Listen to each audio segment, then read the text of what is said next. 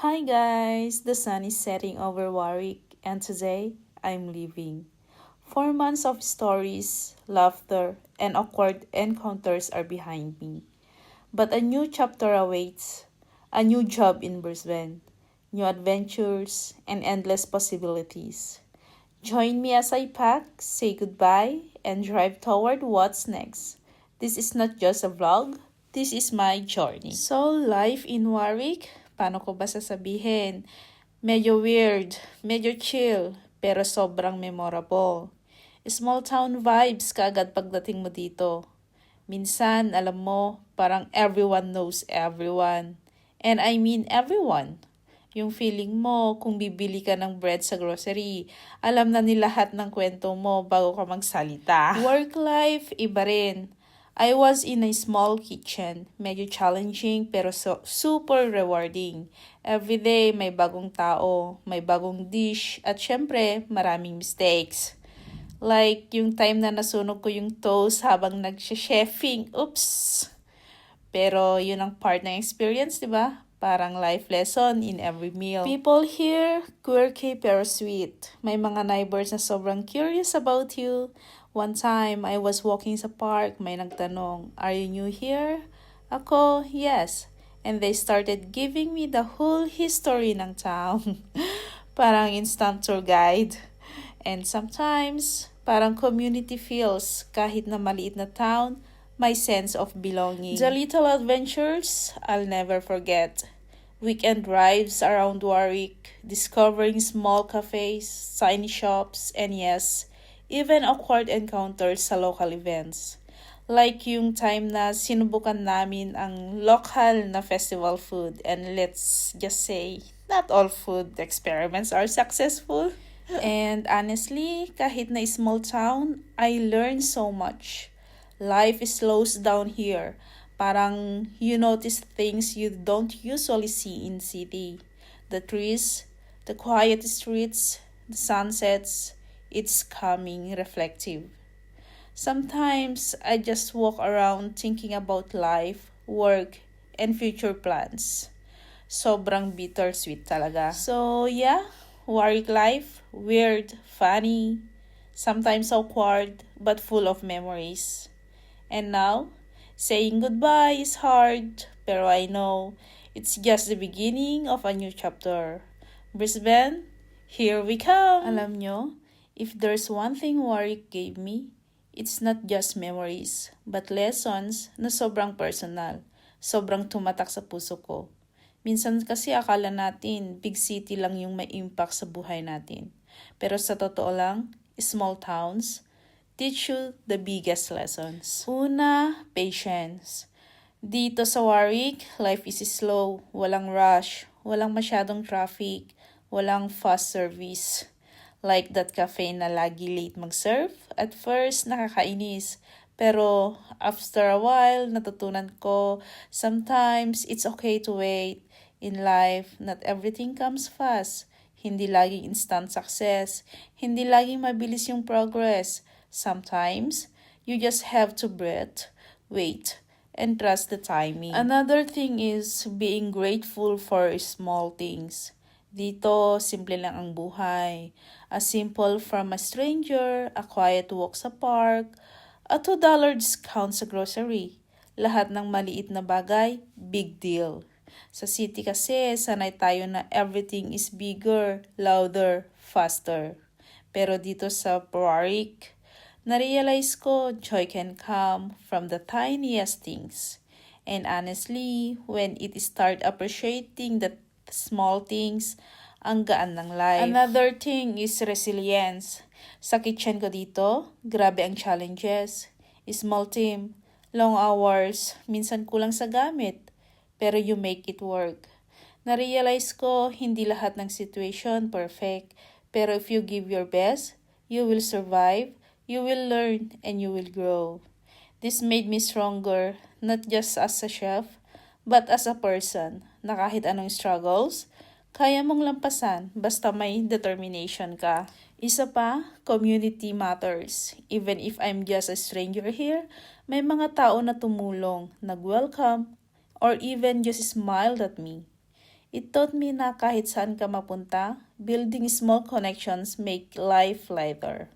Hindi mo kailangan maging close sa lahat, pero kahit simple hello, nakaka-warm ng puso. And finally, Warwick taught me how to let go. Living is hard, parang iniwan mong kaibigan na naging part ng journey mo. Pero life is about moving forward. Sometimes, you outgrow places, jobs, or even version of yourself. And that's okay, kasi every ending is also a beginning. So ayun, Warwick may look like a small dot on the map, but for me, it's a big chapter in my life. It taught me patience, gratitude, resilience, community, and letting go. Lessons na hindi mo matutunan agad sa libro, pero ramdam mo sa buhay. And honestly, these lessons will stay in me wherever I go. Brisbane, Warwick will always be in my heart. Alam nyo, bago ako dumating sa Warwick, I honestly never imagined na dito ako mapupunta. Like, seriously? Warwick? Akala ko dati pangalan lang siya ng character sa video games. Pero life has a funny way of surprising you. One of the biggest reasons why I came here is because of my former head chef. Siya yung nag-recommend sa akin. At grabe, hanggang ngayon, sobrang thankful ako sa kanya. Kasi he believed in me. Kahit minsan, hindi ko pa kaya i-believe yung sarili ko. He gave me this chance and the chance brought me here. So thank you, Chef, for trusting me. For opening that door na nagdala sa akin sa Warwick. Without that, hindi ko makikilala yung mga tao, yung town, at yung lessons na natutunan ko. Gusto ko rin magpasalamat sa mga tao dito. Kahit hindi ko kayo kilala lahat, you made Warwick feel like a second home. Sa mga co-workers ko sa kitchen, guys, thank you for the loves. Thank you for the help. And for the times na pinagtakpan nyo ako nung may sunog na dish. Kahit hindi nyo na ito mapapanood. Hindi ko makakalimutan yun. Sa mga locals, thank you for the smiles, the random conversations, and a feeling na kahit bago ako, welcome ako dito. Nakakatawa kasi kahit minsan simpleng, "Hi, how are ya?" nagiging start ng isang buong kwento. And that's something I always remember. Kung tatanungin niyo ako kung bakit Warwick, well, it wasn't really the plan. Pero minsan, yung mga hindi mo planado, sila yung nagiging pinakamagandang chapters ng life mo. Warwick was that chapter for me. Hindi siya fancy, hindi siya grand, pero it was real. And that's what made it beautiful. So to everyone who made my Warwick journey possible, my former head chef who recommended me, my teammates, the community, thank you. Sobra. You were part of my story. And this story is something I'll carry as I move forward to Brisbane. Yung employer ko nag-promise and inassure niya na ma-sponsoran ako kasama ng family ko. Pero after 4 months dito sa Warwick, I've decided na it's time to move back to Brisbane. And the biggest reason? Na-hired ako sa isang malaking company. And they also offer visa sponsorship. Yes, sabi nga nila, when one door closes, another bigger door opens. At sa kaso ko, parang automatic sliding door pa. May aircon pa, di ba? I feel blessed kasi not everyone gets this kind of opportunity. A company na mas malaki, mas stable, at mas maraming room for growth. Lalo na para sa career ko as a chef. Alam niyo naman, food is life and cooking is my life. Oh, Sen. So when this offer came, ang hirap i-turn down. Kasi this is not just a job. It's a chance to level up. Another reason, family and personal life.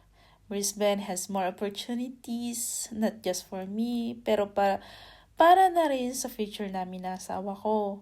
Mas accessible, mas connected, mas maraming doors na pwedeng magbukas. Warwick gave me a peace and lessons. Pero Brisbane will give me challenges and growth. And honestly, ready na ako. And of course, city life. Don't get me wrong. Love ko ang Warwick, but minsan nakakamiss din yung ingay ng Brisbane.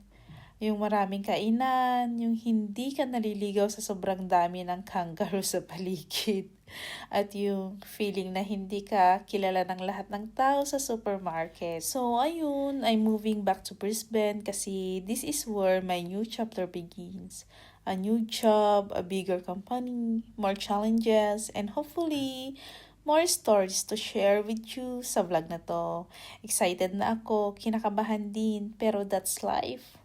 Walang growth kung walang change. Finally, nandito na kami sa Brisbane. Pero syempre, bago pa man makakain, dumaan muna kami sa pinaka-stressful na part ng city life. Ang paghahanap ng car park.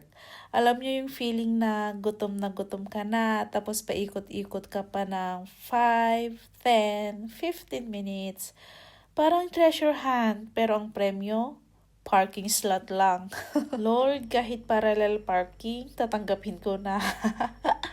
Pero buti na lang nakachamba rin kami. Kasi kung hindi, baka kinain ko na lang yung snacks sa glove box. Ganito yung nakaka-stress na eksena tuwing kakain ka sa labas ng dinner time. Punuan ang car park. Wala kang makukuha. Mag-aabang ka ng mga lalabas. At syempre, after the legendary car park hunt, diretso agad kami sa paborito kong pho place. Kasi grabe, for 4 months sa Warwick, walang ganito. Sure, may meat pies and sausage rolls, pero hindi yun ang hugot ng kaluluwa ko. Ito talaga, mainit, malasa, parang niyayakap ka mula ulo hanggang paa. First sip of the broth, boom! Welcome back to Brisbane, baby! Ito yung comfort food na namimiss ko ng sobra. Warwick, I love you pero sorry, wala kang po. The beef, oh my gulay. Tender, flavorful. Parang lahat ng hardships sa Warwick worth it bigla. Alam niyo yung feeling na pagod ka tapos may nagbigay ng yakap. Ito yun, beef hug. Tapos na kami mag-food ng asawa ko dito at pauwi na kami. Papunta na kami sa parking lot. Pero naalala ko yung po, hindi ako makamove on. Adbo pa yung fresh herbs, bean sprouts, at chili. Parang life. May spice, may crunch, may freshness. Kasi life is not complete kung puro plain lang. Kailangan may konting anghang, may excitement, at may bago lagi. Kaya this pho is not just a food for me. It's a reminder why I came back to Brisbane. Opportunities, growth, and yes, comfort food that warms the heart. Warwick gave me lessons, but Brisbane gives me pho. And right now, that's exactly what I need. So ayun, tapos na yung legendary pho session. Busog, masaya, at parang na-recharge ang kaluluwa ko. Now, finally, pauwi na kami na asawa ko. Grabe, iba yung feeling pag galing kang regional area sa Warwick. Tapos biglang city life. Tapos ngayon, sa wakas, pa-home na. Alam niyo yung vibe after a good meal, medyo antok, medyo tamad, pero kontento. Yun kami ngayon sa loob ng sasakyan. Habang umuuwi kami, nakikita ko ulit yung mga ilaw ng Brisbane. Nakakamiss din pala. Yung buildings, yung dami ng tao, yung amoy ng city air, kahit medyo halo-halo ng pollution at pagkain. Pero alam nyo, ito yung namimiss ko nang nasa Warwick ako. The vibe, the energy, the feeling na laging may nangyayari. Parang road trip lang ang buhay, di ba? Minsan straight road, minsan liko-liko, minsan traffic, minsan smooth. Pero kahit ano pa man, basta may kasama ka, mas gumagaan yung biyahe. And now, finally, heading home. Hindi pa man ako nakaka-unpack, hindi pa man nasisimula sa bagong trabaho, ramdam ko na kaagad yung shift.